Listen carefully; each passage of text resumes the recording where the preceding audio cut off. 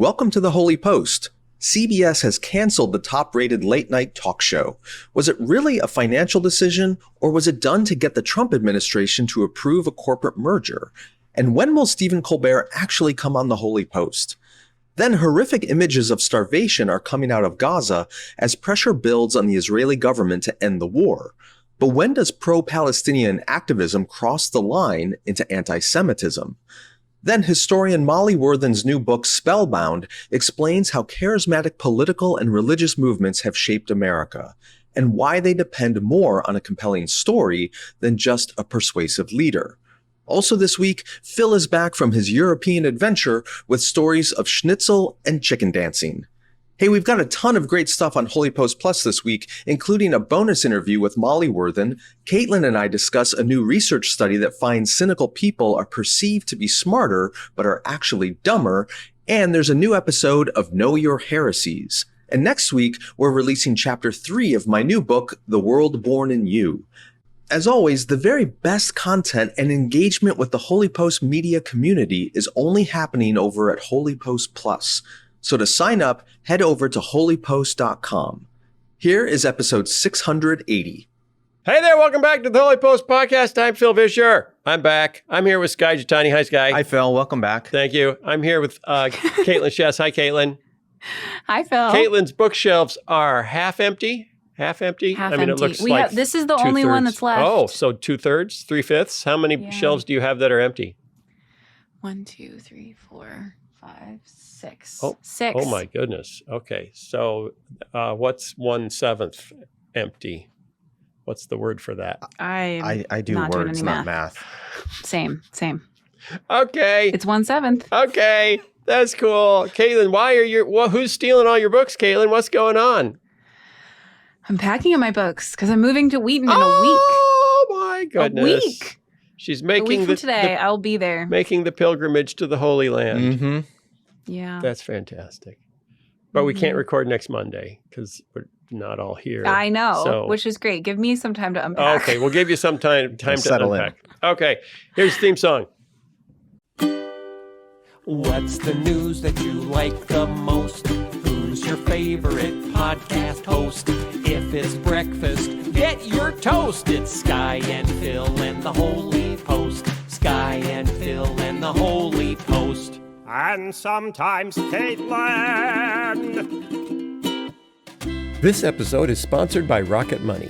Hey, if you're like me, you want to use your money to do good in the world, to support causes you really believe in. But by the end of the month, your money's all gone. Maybe it's because, like me, you've got like 50 subscriptions, half of which you don't even remember signing up for. That app for your kids that they used like once, that delivery service, the fitness plan that didn't work out so well.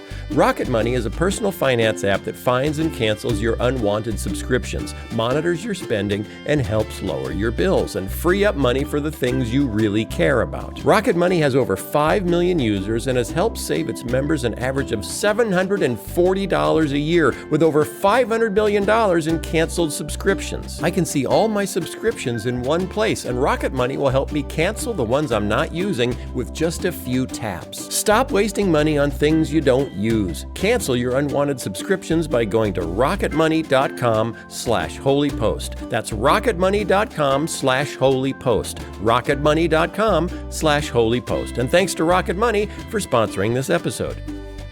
The Holy Post is sponsored by Brooklyn Bedding. You need a bed. Everyone needs a bed. It took a while for me to learn how much of a difference a good mattress makes. And now that our kids are grown up, they're figuring it out too. And that's why we got our daughter a new queen-size mattress from Brooklyn Bedding. She loves it, and you will too.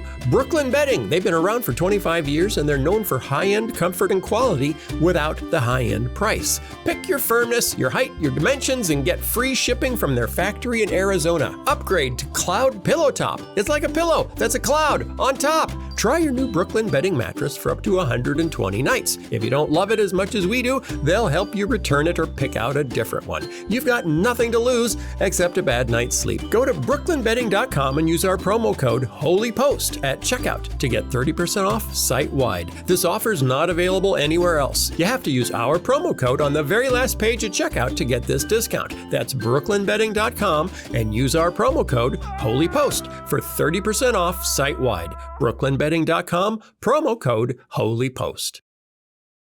I was in Europe. Phil was in Europe. Phil doesn't get out much. Phil went to Europe. This is big for you because you had a whole thing about not crossing water for a long time, didn't you? No. You didn't travel overseas. I know, but it wasn't like I don't want to. It was just I've been around since you've been on a different cruise too. Yeah. So yeah, we did my mother, my dear mother that you know. Mm-hmm. Do you know her? Have you met my mother? Yeah. Caitlin? Yeah. Okay. Where? Some event? Somewhere? Our first live event. She was trying. We only talked for a little while because she wanted to get out of my way to make sure I had time to talk to eligible bachelors. Oh yes. Well, there you go. Very kind of her. The way a mother Go. would. I guess that worked pretty well. Yeah. She's decided to, and this is probably 10 years ago, decided to use some of what we would be getting as inheritance to instead create memories and go on some trips together. Aww. So this was our second Viking River cruise, which was fun. The first one, yes. Thank you, Viking. Happy to sponsor. Reach out. Call me up. The first one was down the Rhine River. Uh-huh. This one was down the Danube, the beautiful blue Ooh. Danube, which isn't really blue, but that's not the point. And it was fun. We and Lisa and I went over early because last year was our 35th wedding anniversary, but we didn't do anything and get to go anywhere because too much stuff was going on and cancer and stuff. So we decided to go early. So we went to Prague and spent 3 days in Prague. Then we took a bus from Prague to Regensburg, Germany, got on a Viking boat. And then we floated from Regensburg down to Passau, and from Passau down to Vienna, and from Vienna down to Budapest. And we had fun all the way down. Wow. All the way down. And we went to 2 different abbeys. One abbey where the monks make beer and sell it to the tourists, and another abbey where the monks make apricot wine and sell it to the tourists. Ooh. Yes. Do they do anything non-alcoholic? No. So these are not Baptist monks. Monks No, love they're not alcohol. Baptist monks. Yeah. The Baptist monks didn't go over well in Europe. Mm-mm. People, they were too dour. Like, no. They just made sweet tea and casseroles. No more casseroles. Nobody wants your casserole. You could maybe do fruitcakes. You could have, but those have alcohol in them, don't they? Fruitcakes? Those They can fruitcakes? have some. Yeah. So, anywho, no, they were not Baptist monks, but we were in so many churches, so many. Yeah, there's a I lot of love churches. that. Beautiful. There's so many churches. When I was a kid, we did something down some river in Germany, and I wasn't paying close attention, but I remember someone joking about it's the ABC trip, yeah. another bloody castle Yeah. and church, or another bloody church. Yeah, that was probably the Rhine. It was probably the the Rhine Rhine. is castle after castle Yeah. after castle after castle. Right. And most of them attempted to be blown up by Napoleon. And that was actually the case on this trip too. It was like this part had to be rebuilt because Napoleon, and this gate had to be rebuilt because Napoleon. He was just running around trying to blow everything up. It's like American government agencies. This one's going to have to be rebuilt because of Trump. Yeah, this one's he's gonna just like Napoleon. Yeah. Wow, we're putting that together probably for the first time, and people will probably really appreciate that we're putting that together because it's going to help them so much understand the world in a better way.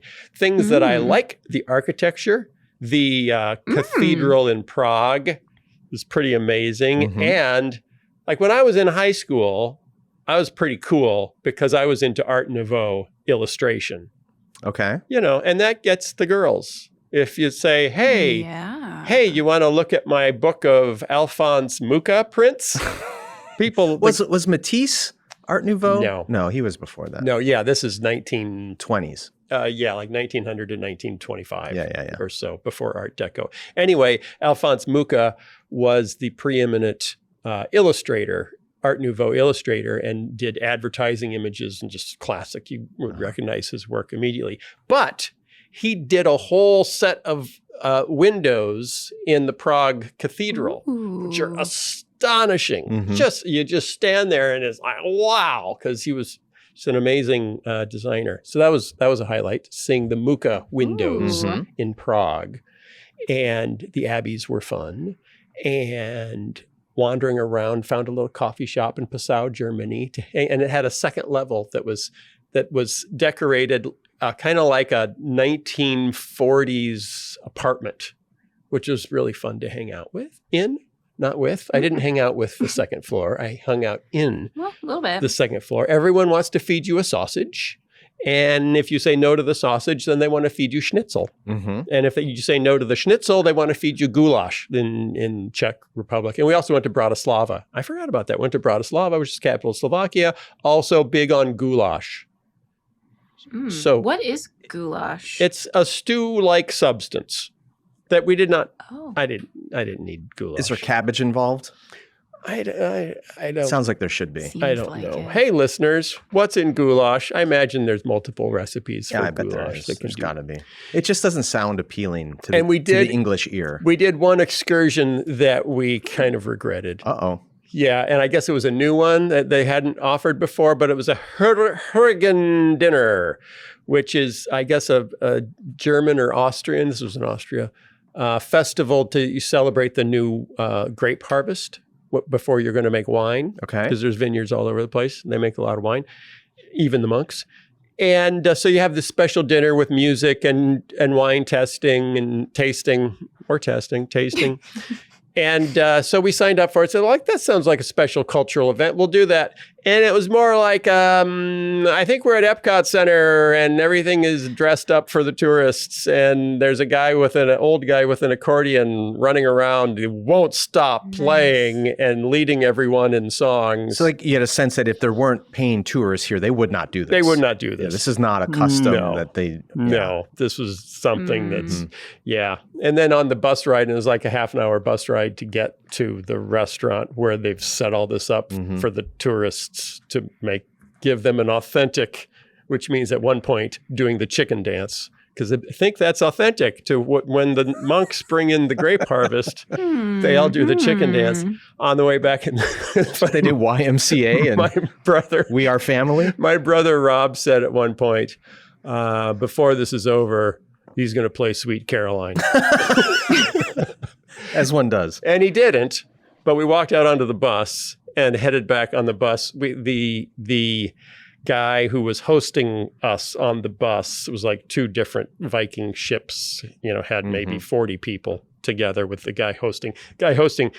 Very deep voice, very thick Eastern European accent, made jokes and then chuckled. Kind of, It was like he was like a Russian lounge singer. But he said, I'm not going to talk to you on the way back. Instead, I'll play you some music. And he started just playing like popular sing-along songs, American sing-along songs, but really loud, including, We Will Rock You. And my 82-year-old mother is sitting right under one of the speakers in the bus, just holding her ears as we're driving back. And right before we got to the ship, he puts on Sweet Caroline. Oh, And my brother stood up in the bus and said, called it. I called it. yeah. I called it. It just shows you how pervasive American pop culture Yes. is, right? Uh-huh. Or in British culture is, Yeah, right. we will Yeah. rock you. That too. That's the Brits.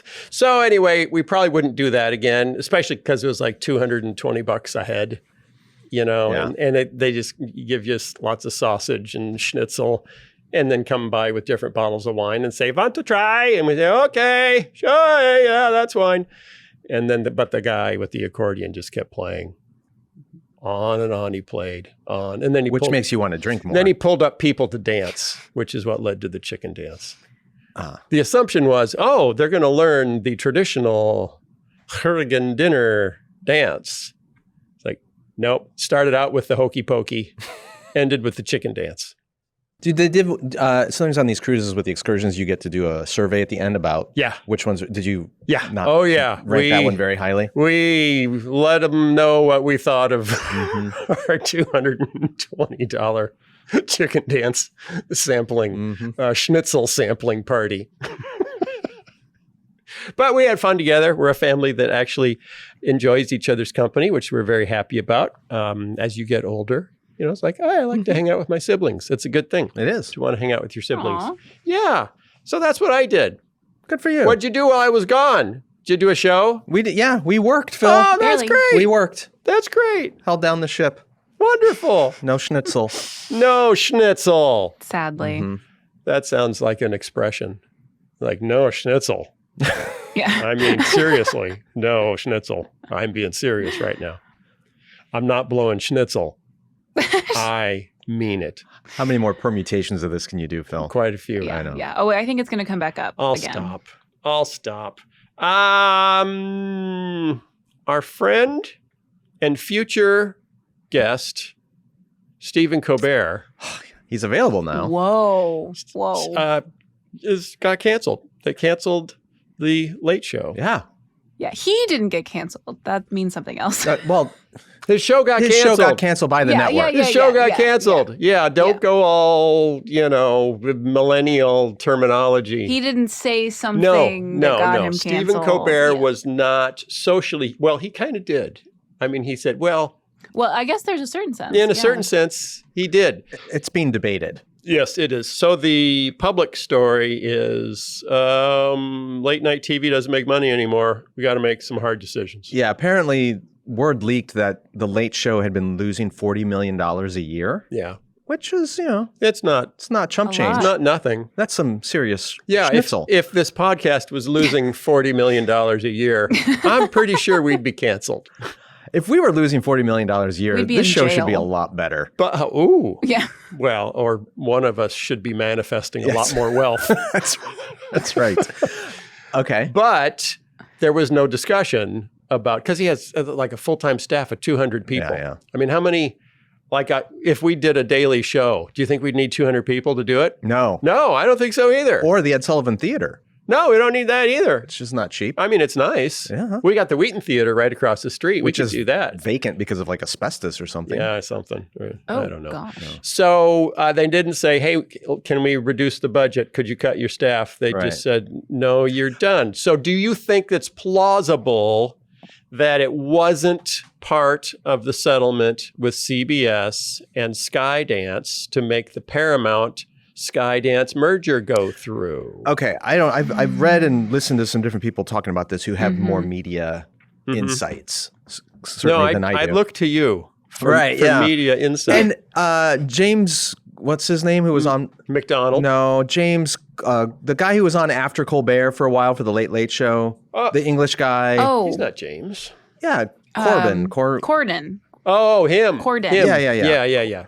His show got canceled because it was also losing money a couple years ago. Yeah. And this is the trend in late night shows. And Is cancellation? well, they're That's the they're trend? just losing money. They don't have Yeah. as many viewers. They don't get as many sponsors, so they're losing money. Their overhead is high. And as people probably know, CBS is in a merger talks with Skydance. Is that Yes. Sundance? Skydance. Skydance. And often when companies are merging, you want to get losing assets off the books. Otherwise, the new owners take it over and then they kill it and they get off to No. a bad start. You don't think that's what happened? No. Why? Why? Because they couldn't get the merger approved unless they made Trump happy. But they made him happy when they settled the lawsuit he filed against 60 Minutes and paid him $16 million. Also, it's been reported that Ellison Jr., Ellison Sr., he's one of the richest men in the world, and he funds the Skydance media. By the way, Skydance Animation hired John Lasseter when he got canceled. Oh. Canceled From the Pixar. millennial way from Pixar. Yeah. Larry Ellison's son hired him to run Skydance Animation, and they put out 3 or 4 movies that have not done very well. That's neither here nor there. It's been rumored, and Trump has even hinted at it, that Skydance has agreed to give the administration $20 million worth of free advertising time to promote their messages. Yeah. So the rumor is that CBS, especially the news side of CBS, is going to be essentially state-run media and have a lot of... That's an exaggeration. It is an exaggeration. They've but agreed to have an ombudsman to keep tabs on news media bias on behalf of the administration, Okay. basically. Which is So kind of that is- weird. It's a little concerning. Yeah. They Trump extorted $10 million out of ABC, and then turned around and sued CBS for $2 billion, $3 billion, Yeah. Well, something. now he's suing Murdoch for $10 billion. Yeah, let's sue everybody who criticizes me. That's good. That's a healthy democracy. I'm excited about that. Caitlin, are you going to miss Colbert? I'm sure you No. watched him every night. I don't think her generation I- knows about late night Well, television because they don't that's know what I about was gonna schedules. Ouch. Are you I know familiar about with the schedules. idea that different shows were on at specific times long ago? Vaguely. Mm-hmm. Have you read about it in Yeah. books? I've read about it in history books. Yeah, Mhm. right. I did read, I don't know if y'all ever listened to Derek Thompson's podcast, Plain English.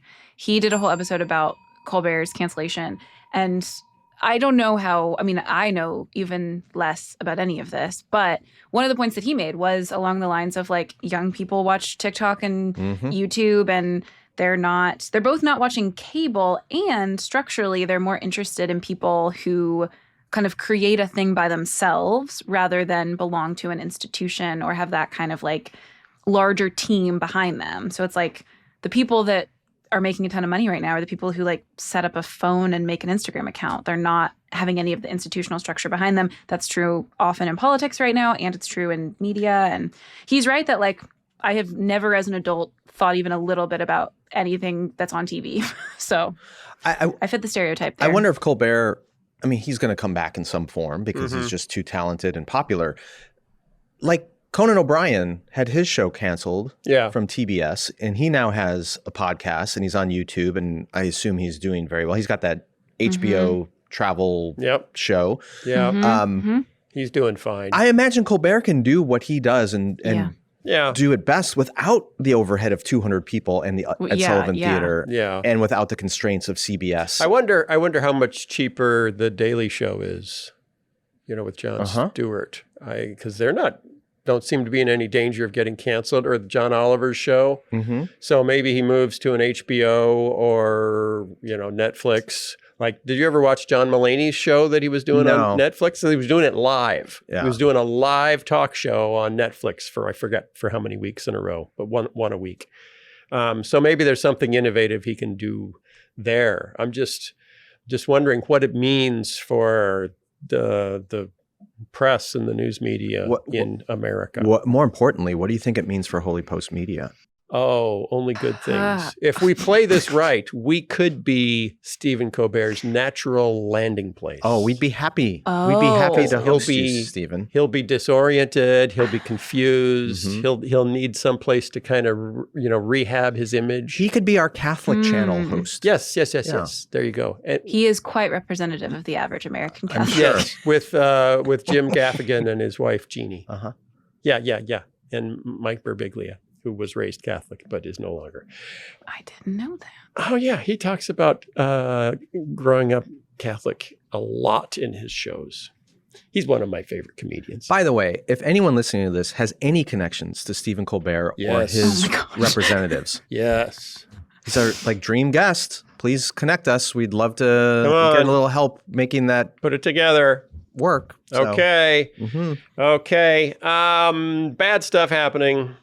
Not all good. Bad stuff happening. The crisis in Gaza is getting worse. There's a bunch of stories over the last week about starvation mounting in Gaza. So much so that it brought so much pressure that the Netanyahu government in Israel has finally agreed again to allow aid, to pause, to make a, what did they describe it? A tactical pause in hostilities so that some aid caravans can get in.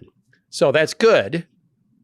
That's good. It took a long time to get that to happen. And there are so few Christians complaining. There are some notable voices, but in general, our tribe, my historic tribe, is so pro-Israel that we have a hard time bringing ourselves to say anything negative about everything they do must be God's will. Because we don't want to mess up the end times. I have no imagination for that. I don't get it. I don't understand why innocent, starving children should be met with apathy, regardless of the identity of those kids. It just doesn't make sense to me. Yeah. So Jill Jacobs wrote a piece for Religion News Service. She is the leader of an organization of rabbis and cantors. And she says she hears from members nearly every day about synagogues vandalized, bomb threats called in during services, visible Jews harassed on the street, and hateful comments online and offline. This is a piece entitled, "Holding Israel Accountable Isn't Anti-Semitic, Harming Jews Is." She says, in the last few months, we witnessed several violent anti-Semitic incidents, some of which have turned deadly. Some have denied these violent attacks constitute anti-Semitism because the perpetrators allegedly acted out of solidarity with Palestinians. So it was political violence, not anti-Semitism. And she says, on the flip side, some Jewish leaders have seized on the fact that two of the men shouted "Free Palestine" in the course of their deadly attacks and declared this phrase itself to be anti-Semitic. And she objects to that as well. She says, both these conclusions are misguided. "Free Palestine," when chanted at a rally to end the war, spray painted on a sidewalk or written on a sign outside the Israeli embassy, is a political statement similar to "Free Tibet." The phrase can encompass multiple views of what a free Palestine might look like and multiple strategies for how to achieve it. At the same time, few Americans would have trouble identifying a violent attack on a mosque or a Muslim community event as a bias crime. In other words, it's obvious it's a bias crime, regardless of the politics of the imam or the community. Likewise, we should have no trouble identifying the recent violent attacks on Jewish community events and spaces as anti-Semitic. But not all opposition to Israel or Israeli policy is anti-Semitic. So she's looking for nuance. She's going to be looking for a while. Here we are again with the nuance thing. All people of conscience should be horrified by Israel's actions in Gaza, which have already killed tens of thousands of Palestinians, including thousands of children, provoked widespread starvation and disease, and displaced nearly the entire population. Americans can and should protest the war. It is not anti-Semitic to advocate for changes in U.S. policy toward Israel.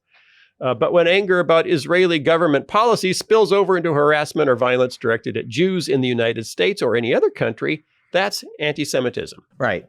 I don't understand why this is difficult for people either. Like protesting in front of the Israeli embassy. Yeah. Fine. Okay, I get it. Because you're critiquing a government policy. Right. Protesting in front of a synagogue. But American Jews are not responsible for the decisions of the Israeli government. They're not? No. They don't have connections? No. Well, I mean, some might, but it's to paint with such a broad brush is incredibly dumb. Yeah, I have marveled at the difficulty people have in separating a government from its people. But it's not even its people. Mm-hmm. That's my point. Is if you're an American Jew, you're not an Israeli. Yeah, but Israelis from the Netanyahu government. Yeah, but there's the Netanyahu government, there's Israelis, and then there's American Jews. Those are three different things. Yeah. Mm-hmm. You are correct. Thank you. Caitlin, help. I think it's also really important to remember that when we're talking about the average person you might interact with at your church, in your neighborhood, in your family, sometimes they're operating on all the same information that you're operating on, and they're interpreting it in different ways. To Skye's point earlier, whether it's for theological reasons or just explicitly political reasons, they might think that it's America's duty to just be on Israel's side regardless of what Israel is doing. As a side note, majority of people I talk to who feel that way, it is purely political. That I talk to very few dispensationalist types who think this is about the end times. Most of them are just, we like Israel. Israel's a good thing. That's just a Christian duty to care about Israel. Regardless of that, it's possible that you're talking to someone who holds a different position than you and interprets these facts very differently and is getting the same information. But at the vast majority of the time, part of the problem here, why this nuance is really difficult, is people are not operating off of the same information. So I am constantly seeing updates on the starvation in Gaza and the violence and just the great tragedy and mistreatment. And I know lots of people who are not getting any of that information. So they might think, yes, there's something bad happening there, but in war, you got to have that happen. Or Israel was mistreated first, so there has to be some kind of retribution. They're not seeing the scale of tragedy. They're not seeing news stories on some of the mistreatment. Similarly, I don't often see any stories about anti-Semitic violence in the U.S. It'd be really easy for me to think that wasn't ever happening. And if people said it was happening, they were construing a political statement against the government of Israel with mistreatment of actual Jewish people. But I have other friends who aren't seeing any of the stuff about Gaza, but they're seeing tons of stuff about anti-Semitism in the U.S., and they think that's the real problem. And so I say that just to say part of the issue is that we're not getting the same information day to day. And then that makes it really hard for us to talk to people who disagree with us because it's not just that we have different information, it's that we're living in a different kind of like media universe where different things are emphasized and feel the most important. And it's hard to even capture. It's not like I can give you facts that you don't have. And okay, now we have the same amount of facts. No, you've been living day to day in a media environment that emphasized one thing over the other and made you feel it deeply. And then you come to the conversation with someone who is in a different environment and feels very differently. Just making sure you have the same information at the end of the day is really hard to overcome that sense that you're just coming with different high emotions because of all the information you've been fed every day. But another aspect of this media information problem is since the attack on October 7th, 2023, the Israeli government has not allowed independent or foreign journalists into Gaza. Right. They have very limited access only through the military. A number of international news organizations have actually sued the Israeli government and haven't gotten anywhere yet. But the fact that what we have seen coming out of Gaza is actually really only what the Israeli government is allowing the world to see is telling, and that the fact that they're no longer able to keep the world from seeing these horrific scenes of starvation means what aren't we seeing? Yeah. I mean, once foreign journalists are allowed back in unfettered, we could uncover really horrific things. There are quite a few things that pop up online and social media and in some news sources outside the U.S. about atrocities and, the number of children brought into Gaza hospitals with bullet wounds that appeared to be targeted bullet wounds, not shrapnel wounds, not accidental wounds. But the IDF issues a statement and says, oh, this was an accident and we're looking into it. And in our propensity as Christians is to say, well, Israel wouldn't lie. They're God's people. Or at least they wouldn't lie. They're American allies. They're on the right side. Right. I think that's more often what people are saying. Okay. Yeah. So how do we get people to accept the notion that, in fact, the Netanyahu administration might be lying? Well, and to be fair, there have been times where I have clicked on over to other networks like Al Jazeera, which is a Middle Eastern, and sometimes the reporting about Israel and Gaza can be very slanted the other way. And I have to go, well, how much of that is accurate? Because it's so colored from one point of view or the other. So that's why it would be nice to get independent, reliable news organizations from sources that aren't directly implicated in this mess to give us some facts. And that's not being allowed right now. So it's really hard to know who to trust in the numbers, the facts, the data. And with AI now, even some of the images coming out could be fabricated. So it's very, very messy. But what's clear is the Netanyahu government does not want this to end. Yeah. And they have a political incentive for making life as impossible as How do you talk to your aunt or your uncle who, believes what they're hearing, that, well, Israel would not do that, and they've said they wouldn't do that, and they've said they don't target civilians, and they've said they only blew up that hospital because there was a senior Hamas official underneath it. How do you talk to someone to say, wait a minute, there's another side to this story that we're just ignoring because we're so fond of Israel's story? I mean, it depends on your particular aunt or uncle. Okay. But how about your aunt or uncle who live in India? I think the posture I'd want to take is I understand it's difficult to discern what's really going on because all the things Caitlin said about media biases and silos and things and the reporting coming out is difficult. But as Christians, we stand on the dignity of all human life. We advocate for the protection of the innocent. And even based on the laws of war, Israel has a moral obligation because it has territorial control of Gaza now to provide basic needs, medicine, food, shelter for the people there. And if they are refusing to do that, then they are guilty of a war crime at the very least. Yeah. And some increasingly are coming out and being bold with the claims of genocide. And as Christians, we need to stand up for the rights of all people, even those that you may disagree with. And yeah, there are clearly bad actors, Hamas, terrorists, others who need to be brought to justice. But that does not include children starving in the arms of their mothers. Okay. Caitlin? I also think it would be really helpful to ask some questions for why someone feels so strongly that Israel must be more in the right.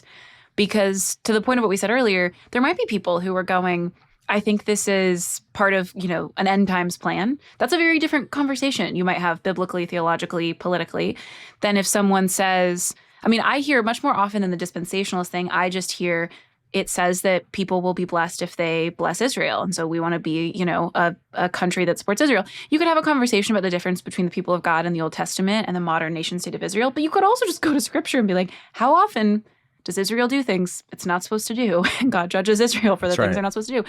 Or it could be a purely political thing. It could be, this is the way I grew up. We always thought Israel was really important.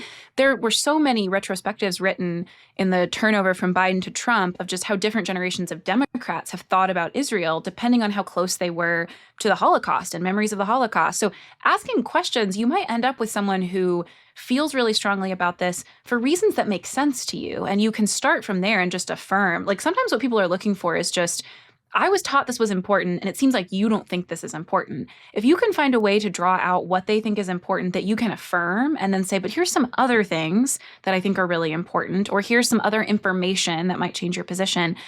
People just knowing that you don't think they're stupid or evil for the position they hold, I think is a huge pathway to having a conversation where they might change their mind. So even if you end up going like, your reasoning is wacky, but you get to a place where they're like, my dad taught me to care about this. Or as a kid, I remember us caring so much about Israel. Or then at least you can find something to affirm.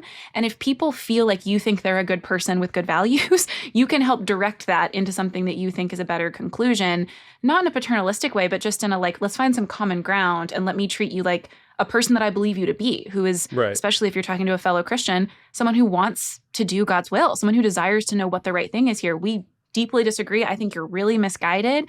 But if I treat you like someone I assume has good motives for what you're doing, I think that's a better way to a conversation that's more productive. Yeah. And I remember growing up in hearing of the wars, that Israel had to fight to survive in its early days, explained as, there is no other way Israel could survive except for by the hand of God. The hand of God is on the nation of Israel. Obviously, that makes sense biblically. I can find verses that would support that biblically. That's not hard to do.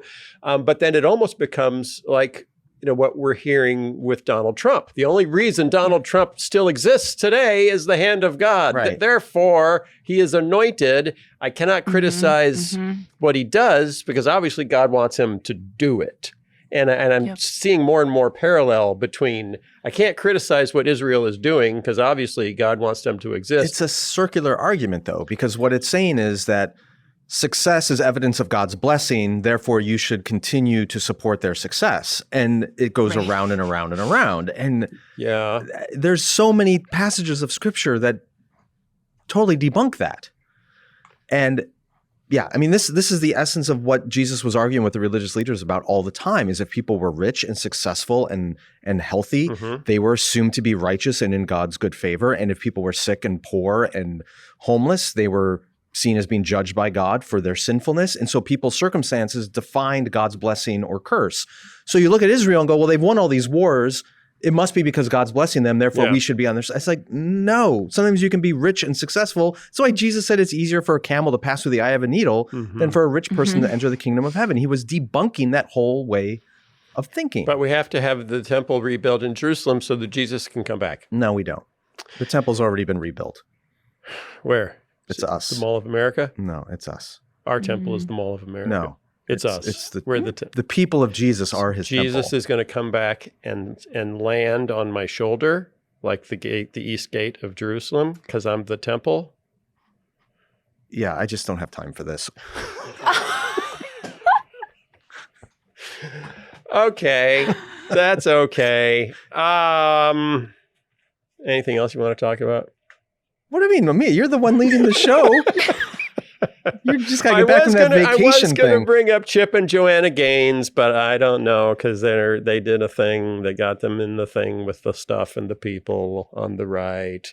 They're being yelled at by everyone who yells at me online. Oh, so you feel some camaraderie? Yeah, I do. Yeah. Yeah, it's like or Amy Grant. Don't you? But okay, before we get into all that, though, we don't have to talk about it. I know, but doesn't it just lend more evidence to these trolls are just looking for targets of opportunity? Mm-hmm. Right? They're just whether it's you or the Gaines or whoever, they're like, oh, there's something that I can make a stink about to get more people to pay attention to me. You don't think they're honestly upset? We're doing it. I don't think they're honestly upset. You don't think they're honestly upset? No, I do not. You don't think people are honestly upset with me? No, for the most part, I don't. They are. I think for the most part. I'm talking with them. I think it benefits them to be publicly upset at you. I think they're trolls, Phil.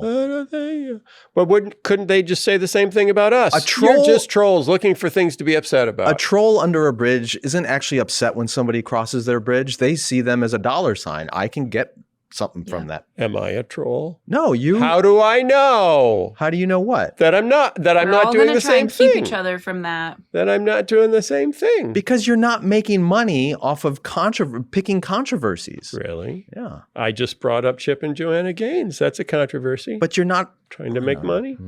I don't know. Great, Phil. You made such a great argument for not talking about it. Okay, we won't talk about it. All right. Okay.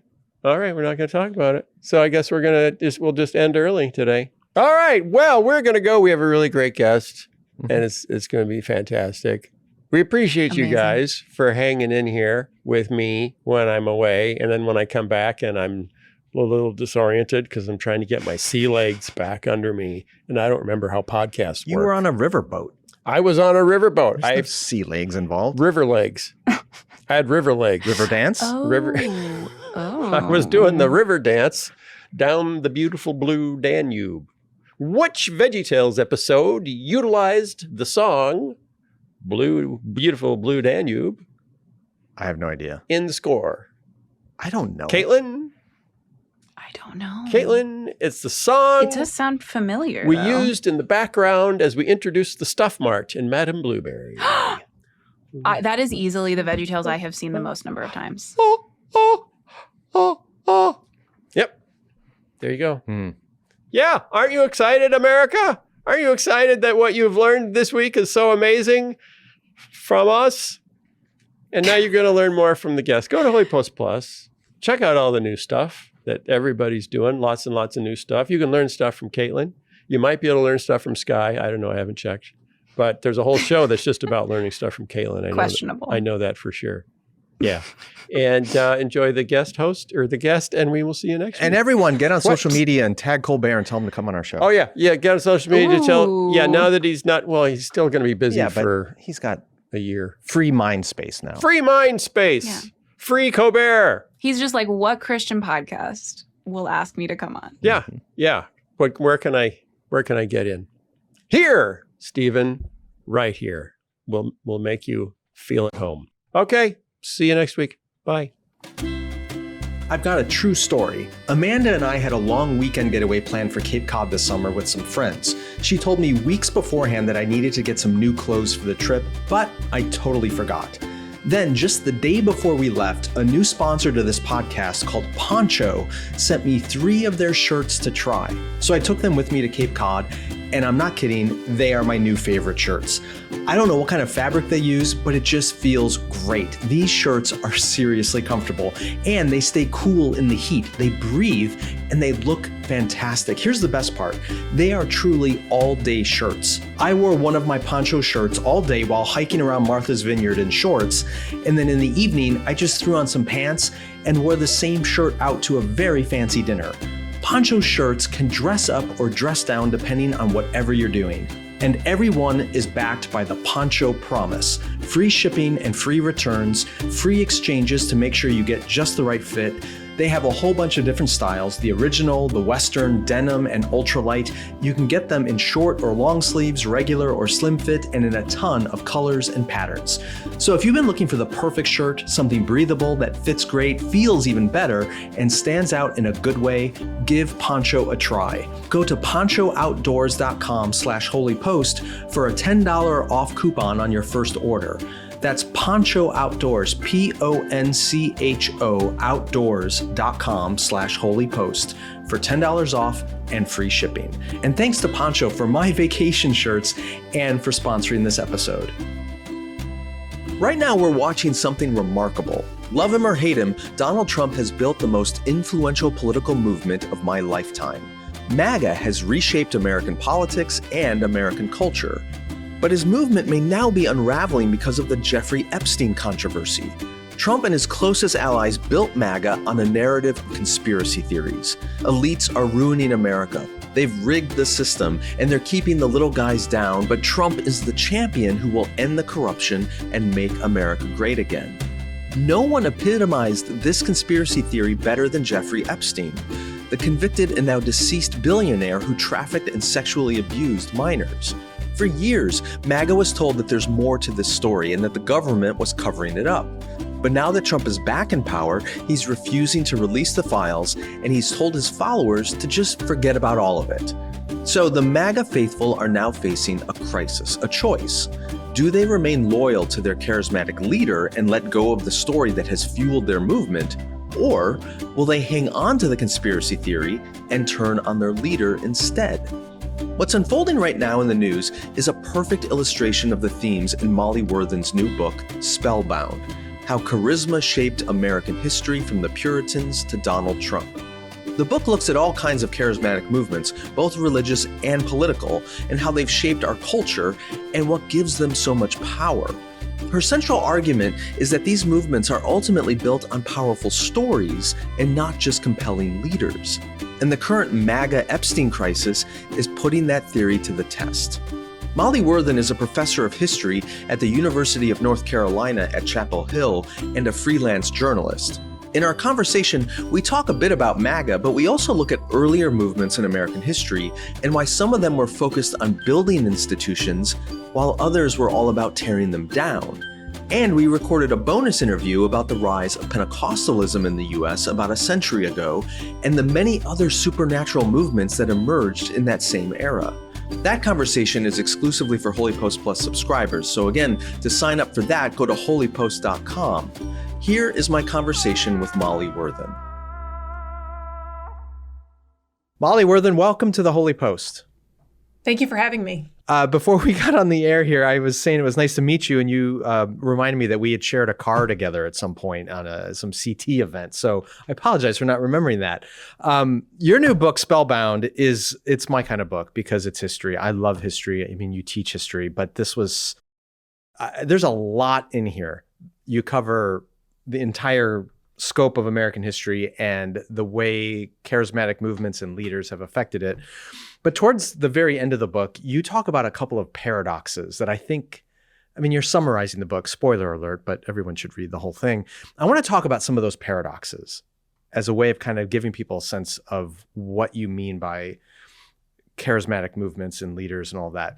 And the first one you talk about is the way that American history fluctuates between eras of creation and destruction with charismatic movements. I won't get into all the way you summarize that or the categories you use, but I think it's safe to say we are currently in an era of destruction, of kind of institutional decline, distrust, and a lot of powerful voices are calling for that and feeding off of people's distrust of those institutions. So here's my question to start off with. If we fluctuate between eras of creation and destruction, what do you think it takes to move us from this current era of destruction back to one of creation, where we have leaders and movements that are about building things rather than just destroying them? That's a great question. And you're absolutely right in that there's this way in which charismatic leaders need institutions. Institutions, traditions are their foil. They can't really exist outside of some relationship with these structures that have a different way of thinking about authority than what they represent in a kind of personal appeal to a transcendent story that they're inviting their followers into. And I think in previous eras of history, America has had perhaps a more balanced social and political and ideological ecosystem, so that there have certainly been leaders whose the heart of their message is some kind of call to burn everything down and start again, or radical, revolutionary reform. But that message is coming through in a broader ecosystem of relatively healthy institutions. And this is not to romanticize previous eras, but I think that when we use the word secularization to describe a long-range trend, it's a mistake to limit the meaning of that term just to houses of worship, just to the shrinking authority of religious institutions. Rather, that shrinking of authority of churches, lower rates of church attendance, that's part of a bigger story of institutional decline. And you're right. I think we are really in a kind of nadir here. And I struggle with the question you raise. I don't have a clean and tidy answer. It does seem to me that we're seeing the flickering of an exhaustion with our current era of extreme atomization, right? This cultural moment in which we all spend so much time, by ourselves on the couch, scrolling our phone, under this illusion that we are freer than we've ever been, that we are capable of doing our own research, right? To use the internet meme, to learn whatever we want about the world, when really we are embarking on what I think can easily become a fool's errand, because we're trying to do this impossible thing of kind of understanding the world, organizing our chaos into a narrative virtually by ourselves, or certainly with a much weaker relationship to institutions than our predecessors had. But I do wonder, when we see the recent poll data indicating, not a religious revival. And I know you've had skeptics of this on your show, but some sort of change in the relationship that younger people are open to or actively seeking with organized religion, especially among younger men, among millennials and Generation Z. A lot of this is at the level of anecdote now, but I just wonder if it is the leading edge of something. And maybe the wrong way to think about it would be to see it purely in terms of a religious revival. That's too narrow a label for what's going on, but rather there's a broader hunger for a sense of transcendent purpose embedded in a story and a structure that's bigger than myself. Right. And it flickers in my conversations with my own students. I think many of them are beginning to wrestle, with this question of what is it? What is all this for? All of this sort of hamster wheel of achievement that they find themselves in. Well, sorry to interrupt, but I think that captures it. Like I talk with young people too, and there is this exhaustion. There's a sense of what's it for? What does it matter? And some of them might be returning to institutions to seek some of those answers, maybe including religious institutions. One of the things I really love about your book, despite charisma being in the subtitle, and you do obviously talk about a lot of religious movements and religious leaders, you look at the trends more broadly to say, here's what's going on in this era of American history. And yes, there are religious examples of these movements within that, but they're not only religious examples, to put it in the broader context. But going back to this movement towards creation rather than just destruction, when I look at the way you frame the book, the other eras of creative charisma or charismatic movements seem to be in response to, for lack of a better term, a frontier. So one era was westward expansion. There's this new territory and we're expanding out into it, and it triggers all kinds of movements of creative charisma. And then in the early 20th century, in response to the world wars and the Cold War, it's like, well, there's a world to rebuild here. There's new institutions that need to be created. And again, it's in response to a need that arises to build something. And when I look at where we are right now, I'm going, is exhaustion enough to get us into a creative mode again? Or does there need to be some kind of frontier, some wasteland that needs to be rebuilt? Is it going to take an even worse global pandemic? that decimates us in some horrible way that goes, all right, now we need leaders to rise up who can actually inspire us to create again rather than just destroy. That's what your book got me thinking about, is these other creative seasons had some kind of frontier that led to those movements. Do we need one as well? That's fascinating. I hadn't quite thought about the long range story I'm telling in quite the way you're describing, but I think there's really something to that. I had been, so I suppose, thinking of these more creative periods, the period of the early Republic, the immediate post-World War II period, as more reactive, and there being this appetite in the early 19th century for creation and conquest, partly in response to the kind of chaotic revolutionary era, and a need for order and the kind of, at least the appearance for some people, of political order that conquest, both spiritual and political, brings. And then I suppose in a kind of simpler way, that narrative of reaction emerged for me after World War II, because in so many of the historical sources I was looking at, both at the level of kind of popular journalism as well as academic types trying to make sense of the aftermath of World War II, the overriding lesson was charisma equals demagoguery, equals genocidal fascism that is not compatible with democracy. We need to put our trust in, the technocrats and the experts. And it's kind of it's this exceptional period in American history, perhaps the only period when, and here again, I mean, it's not an unalloyed respect for experts. This is also the era of McCarthyism and, William F. Buckley writing God and Man at Yale. But in general, there is this trust in the story that experts are telling about progress. And you're right. I mean, the language of frontier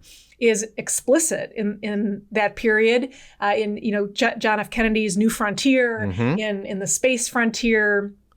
But it easily, it's an era that easily could have been spun in a much more kind of destructive, cynical, nihilistic frame, and it has those moments, right? Those moments when the temptation to succumb to the fear of mutually assured self-destruction in the atomic context is very strong. So, I guess what I'm wondering is, to what degree are we talking about some sort of structural change in our situation, like, as you say, some kind of even greater global crisis, or is it rather a matter of people's attitudes and the journey from kind of cynicism to a kind of hope, although that sort of more proactive posture can take productive cooperative forms, and it can take a kind of warlike tribal form too, and maybe we're seeing that contest right now. Okay, that let's go to the second paradox that you talk about, because this is again one that permeates the whole book. It's probably the one that I found most intriguing as I looked at all these characters and movements that you describe, and that is your understanding that charismatic movements are a tug of war of sorts between people wanting a sense of control and people needing to surrender control and submit to some movement or leader or narrative that's important to them. A couple quotes in your book. Right at the introduction, you talk about the persistent human desire to feel free and important while someone else is in charge. And then page 318, humans simultaneously want to control their lives and fold themselves into a bigger, more exciting narrative. I mean, this just rings absolutely true. And in some of the stories you tell, it felt like there were certain movements that really asked people to give up a lot of control, to surrender a lot. And those are the ones that feel more cult-like. And then there's others which, if there's so much individual control given over, which you talk about kind of later in the 20th century with Oprah Winfrey and all the other kind of management gurus that are out there, that almost feels consumeristic because it puts so much control in the hands of the individual. When you look back at the ones you covered, did you feel like there were certain movements that got this recipe right? Not that there's, some divine gold standard to this, but where the movement was healthiest because it had both a sense of individual empowerment, but also gave people a narrative that they surrendered to, which provided that greater sense of meaning and purpose. That's so interesting. And I suppose one has to then ask a prior question, which is, what is our standard of success? Right? Yes, what makes a charismatic leader successful?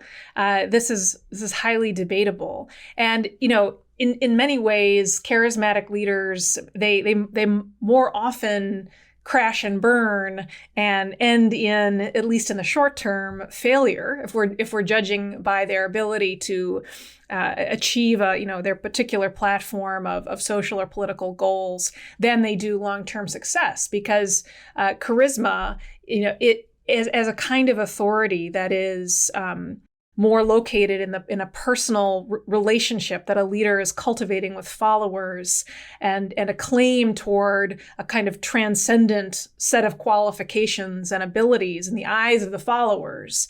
It is a kind of authority that a would-be leader strives for if he or she is cut out of the more reliable forms of authority, right? If you have a major military force at your command, you don't, that is loyal to you for institutional reasons, because of your role in a structure, you don't need necessarily to make this appeal on high to some personal kind of anointing you have. I should back up though, and maybe flesh out a little bit my definition of charisma. Yeah. Because I'm drafting off of the definition that we've used colloquially in English for about a century, since the sociologist Max Weber took this term that had been purely a theological term, charisma, in the sense that it's used in the New Testament to describe, either God's free gift of grace to all saved Christians, or in the sense of specific spiritual gifts, like Paul talks about in 1 Corinthians,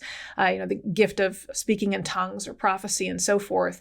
Max Weber takes that and he applies it much more broadly to politics as well as religion, and says it describes this kind of authority separate from the authority of institutions or tradition, and it's premised in a leader's ability to persuade followers that he or she has this set of supernatural powers or achievements. And I think that Weber was very much onto something, but I guess I've taken his definition and tweaked it a bit. I went into this project thinking that I would be writing about individuals who were personally really compelling, great orators. They'd all be really good looking. You really have to kind of be there at the political rally or hearing the sermon to feel the power. And I realized as my research went on that I was confusing charisma with charm. And charm is part of the picture. There are certainly charismatic individuals who are really good at working the room in a cocktail party or a political fundraiser, who can make you feel that you're the only one in the room. But that interpersonal phenomenon is not by itself enough to launch a new religion or lead a mass political movement. And it seemed like you profiled some people in this book that clearly lacked charm.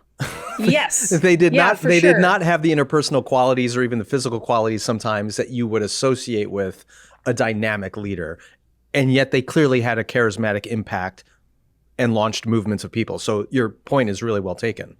Yeah, or it emerged in my research that really the more reliable sign that someone is charismatic is that they are deeply polarizing. So that some people do find them immensely interpersonally magnetic, others find them repulsive. So, and this maybe is a good way of beginning to answer your question about success. I think perhaps one of the figures I write about who I would rank up there as a successful charismatic leader is Joseph Smith, the founder of the Church of Jesus Christ of Latter-day Saints. And he is someone who, some of our historical sources record to be immensely compelling personally. He was quite tall for the time, about 6 feet tall. He had these electric blue eyes. One of his new converts said that, just shaking his hand, she felt the Holy Spirit thrill her from the top of her head to the soles of her feet.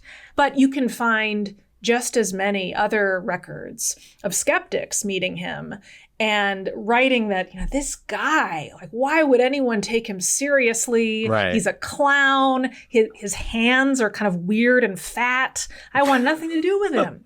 And then you learn more about the early growth of the Mormon church. And you have to reckon with phenomena like the conversion of thousands of people in the British Isles to the Mormon faith. People who have never laid eyes on Joseph Smith. They have heard the story of him, of the discovery of the Book of Mormon, the golden plates, this new kind of Christian cosmology that recenters the cosmic story on the new world.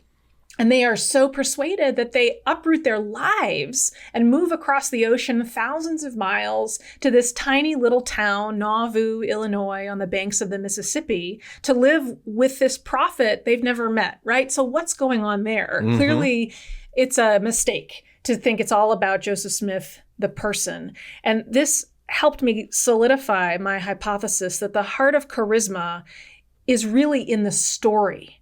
And the story can travel. The story travels by media, it travels by missionaries, and its power lies in inviting followers into a transcendent narrative that makes sense of their struggles, I think in the case of Joseph Smith's account of his revelations, a story that deals with some of the paradoxes of Orthodox Protestantism, the sort of free will, divine sovereignty paradox, the confusing characterization of God as a trinity, as three in one, a story that is located, quite distant from, this exciting pioneer context of the New World. He sort of moves it over to this new context in a way that's really compelling. And it's a story that invites some people to be leading characters and writes other people out. And so if you feel yourself to be written out of the story, you are inevitably going to find this individual not charismatic, but deeply repellent. And I think that you can apply that lens to any number of polarizing figures we see in our own time. Joseph Smith, though, his success, and of course, his success unfolds in a context in which other people, like Brigham Young, are incredibly important players. But Smith himself, early on, I think, saw that his own personal role in this story, while he certainly did not diminish it, was never going to be sufficient to sustain the building of this new Zion, essentially, and the expansion of this church, the world evangelizing vision he had, if it stayed located in his person. And so from very early in his career, after founding the Mormon Church in 1830, he begins to, he reveals new messages from God that lay out specific roles for other people, that begin to create a structure,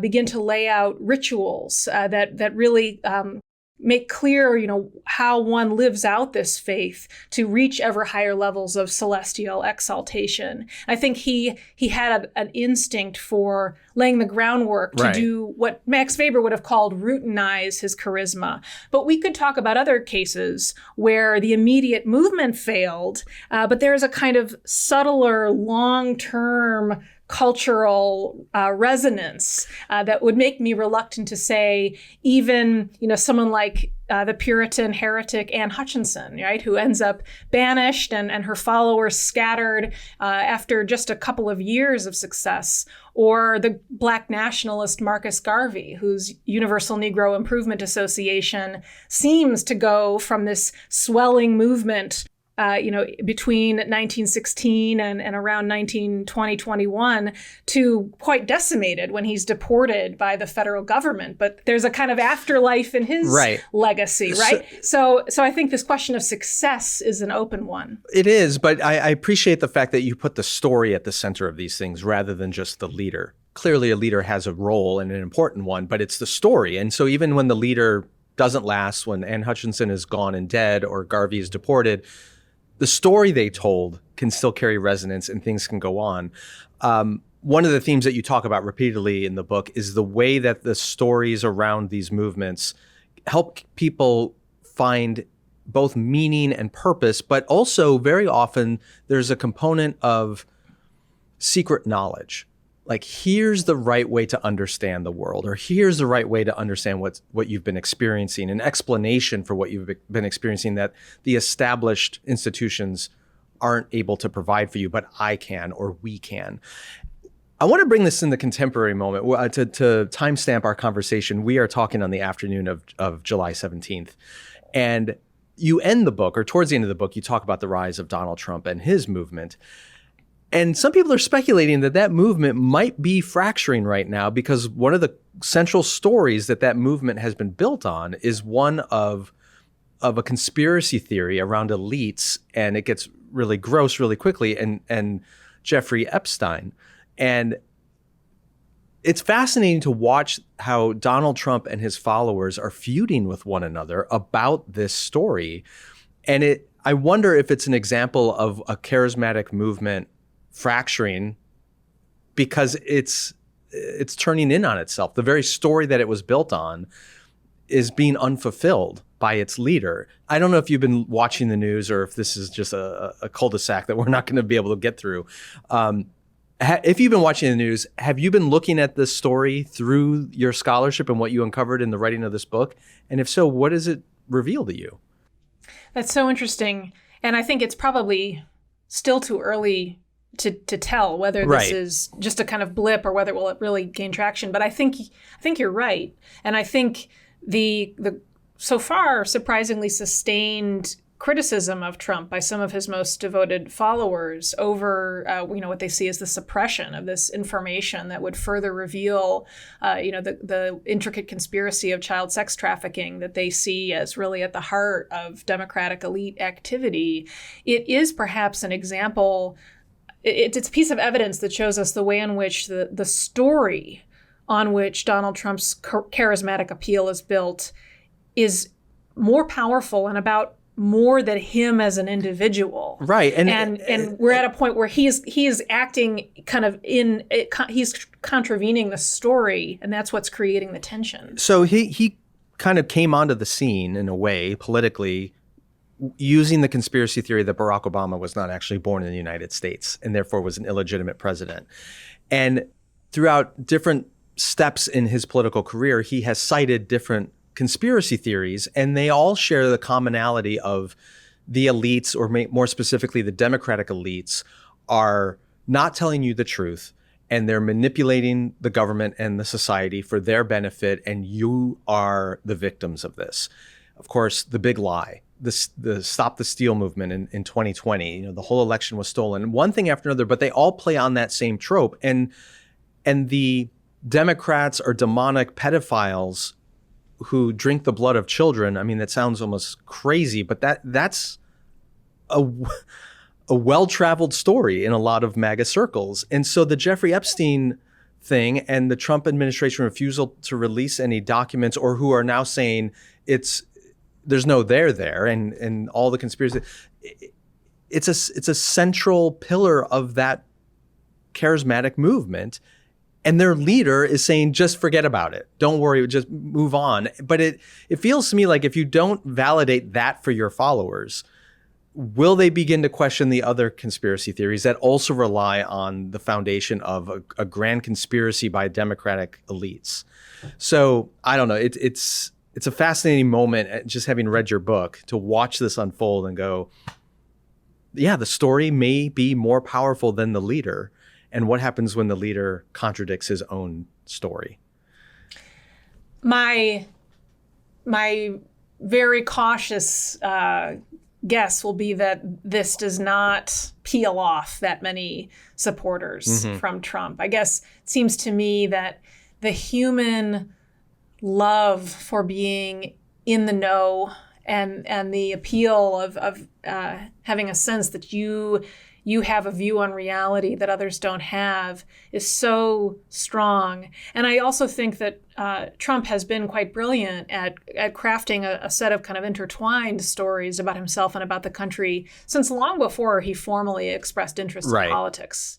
That have to do with a broader story, of which the Jeffrey Epstein thing is a small piece of the whole system being rigged against the common man and the common man's values, and Trump as this crusader who shows that it's possible through sort of personal ingenuity and cleverness and ruthlessness to build an empire despite the unfairness of the system, and can also, by extension, kind of right the wrongs done to himself and his followers.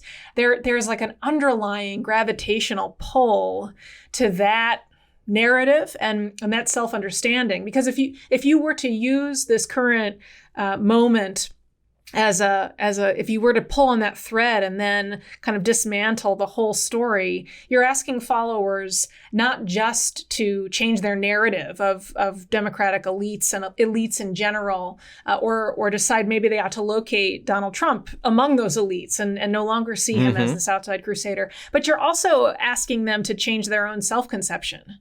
Because the power of these stories is that they're not stories we're just watching play out on a stage passively, but rather they're stories that invite us to take on a role. And so I think that accounts for their acute staying power in the face of a lot of countervailing information. Yeah, it gets back to that idea that it's far easier to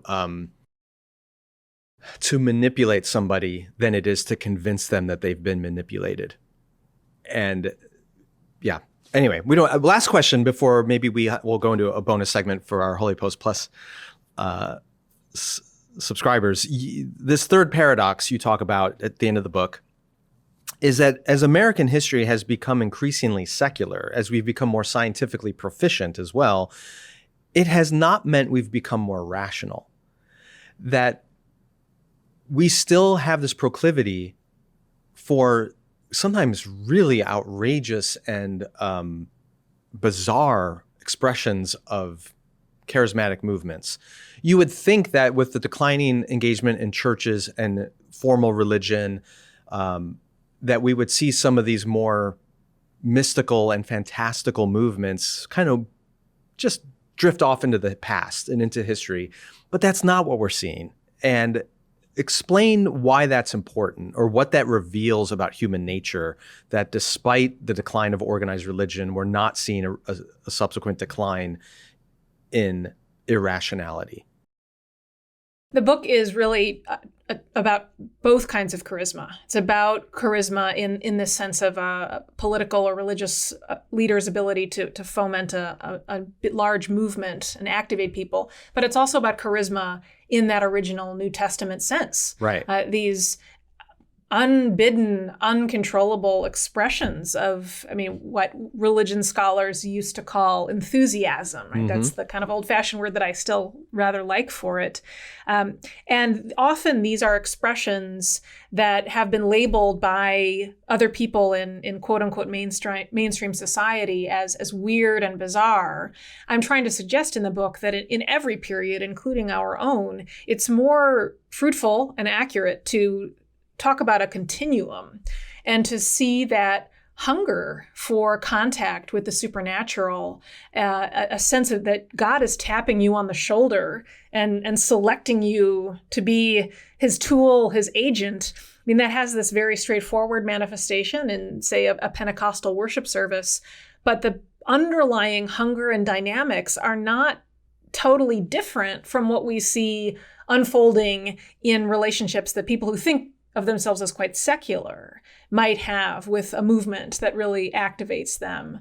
And we can make that observation without, sort of going off the deep end and calling everything religion.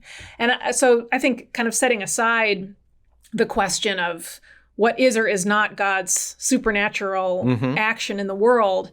I think that hunger doesn't go away. Now, why is it that in our own time, this supposedly secular age, both worldwide and to a large extent in the secular post-Christian West, those forms of Christianity that are the most vital, that are growing or at least expressing themselves vibrantly, these are not churches that have compromised, that have translated themselves most deftly into the rational, scientific idiom of, modern Western elite establishment authority. Rather, these are highly supernatural, quote unquote, pre-modern expressions of religion. And I write in the book about what I think is kind of the most underappreciated revival of the past 100 years, which is the Toronto Blessing. Which was a really interesting chapter. Yeah. Yeah, it's this major Pentecostal charismatic revival that, people will pinpoint the beginning of it in 1994 in Toronto. There, like with all revivals, there are always kind of streams feeding into that moment. But it really supercharged the global expansion of charismatic and Pentecostal worship. It's not a political story, but it certainly has connections that are very important to the rise of Trump and this sort of complicated role that independent charismatic churches play in our politics, which I think deserves a lot of nuance. So in some ways, we could say that the fact that if your neighbor is busy speaking in tongues and prophesying in his or her backyard, and you no longer call the police, you no longer think you need an exorcism, is that perhaps a sign that indeed religion is a weak force, right? It's not something that people take seriously. We treat it as one another's hobby. I think that strain in our culture coexists with a way in which these religious expressions have as much power or more than they ever did, especially because untethered from institutions, kind of undisciplined by robust church structures, traditions, modes of interrogating, the message that you think you are getting directly from God, it is perhaps too easy for this urgent sense of supernatural anointing to translate into a call for political action that does not necessarily get as much kind of disciplining and questioning as it merits. So I think we live in a complicated time where formal religion is, simultaneously in some ways a weaker social force, certainly, than in previous generations. But in other ways, it has this kind of unexpected bite, and we need to take it seriously and understand that humans are in this fundamental way religious creatures, wired to worship, wired for a transcendent connection, and that is true whether you think of yourself as a secular atheist or a devout member of a religious body, and that I don't think is a feature of human nature that will ever go away. Right, that's a great point and a good one to end on, because it's a reminder that impulse, that human need, is going to be expressed somewhere, even if it's not in a formal religion or church or movement. We'll take that to our politics or to our sports or to something where that gets expressed. Okay, the book is Spellbound: How Charisma Shaped American History from the Puritans to Donald Trump. Anybody who loves history or is trying to make sense of where we are now, this is the great benefit of history, is it explains why the world is the way it is now. Can't recommend it enough. Molly Worthen, thank you for writing it and for being on the Holy Post. If you stick around, I would like to kind of pick up where you left off about some of the Pentecostal movement and its origins in the 19th century and some aspects of it that maybe our listeners, even if they're not in that movement, or if they are, may not be familiar with. So if you're a Holy Post Plus subscriber, meet us over there and we will continue the conversation. Molly Worthen, thanks for being here. Thank you for having me. The Holy Post podcast is a production of Holy Post Media, produced by Mike Strelo, editing by Seth Gorvet. Help us create more thoughtful Christian media by subscribing to Holy Post Plus at holypost.com/plus. Also, be sure to leave a review on Apple Podcasts so more people can discover thoughtful Christian commentary, plus ukulele and occasional butt news. Visit holypost.com for show notes, news stories, Holy Post merchandise, and much, much more.